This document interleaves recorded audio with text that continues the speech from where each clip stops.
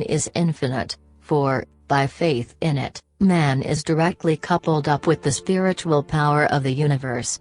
The divine spark within him connects him to the sacred flame, thus making him potentially a god in the making. A change then, must take place within man before he can enter into his divine inheritance. He must learn to think after the spirit, as a spiritual being, instead of after the flesh, as a material creature.